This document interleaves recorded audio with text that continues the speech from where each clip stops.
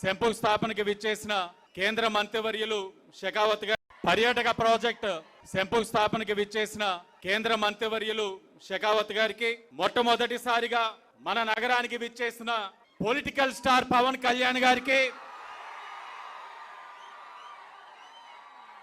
శాసన మండలి శాసన సభ్యులందరికీ కూడా పేరు పేరున అధికారులకు అందరికీ కూడా నమస్కారాలు తెలియజేస్తూ మీడియా వారికి నమస్కారం. గతంలోనే మొన్నే చూసాం ఏడాది సుపరిపాలన. ఆ సుపరిపాలనలో గౌరవ ముఖ్యమంత్రి చంద్రబాబు నాయుడు గారు, ఉప ముఖ్యమంత్రి పవన్ కళ్యాణ్ గారు,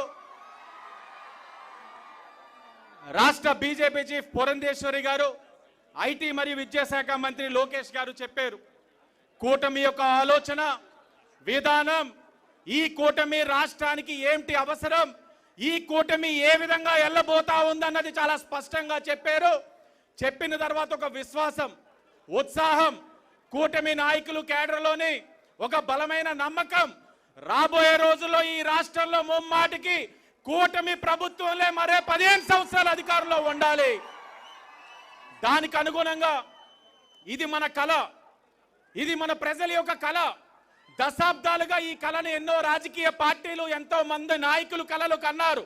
కానీ ఆ కళని నెరవేర్చింది కూటమి ప్రభుత్వం. అఖండ గోదావరి ప్రాజెక్ట్ అని ఈరోజు గర్వంగా తెలియజేస్తా ఉన్నాం. ఇది ఒక ఆలోచనతో ముందుకెళ్తా ఉన్నారు. దుర్గేష్ గారు కానీ ఎంపీ గారు కానీ ఎనలేని కృషి చేశారు. ఇది రాజమండ్రి ప్రజల యొక్క కళ. ఒక పక్కన రివర్ ఫ్రంట్ చేస్తా ఉన్నాం 22 కోట్లతోటి, మరో పక్కన అఖండ గోదావరి. మన కేంద్ర మంత్రి షెకావత్ గారికి అభినందనలు, ధన్యవాదాలు తెలియచేయాలి. తప్పకుండా నిర్మాణాత్మకమైన అభివృద్ధితోటి కూటమి ముందుకు వెళ్తాది అని కూడా ప్రజలందరికీ కూడా మరొక్కసారి తెలియజేసుకుంటూ అందరికీ ధన్యవాదాలు.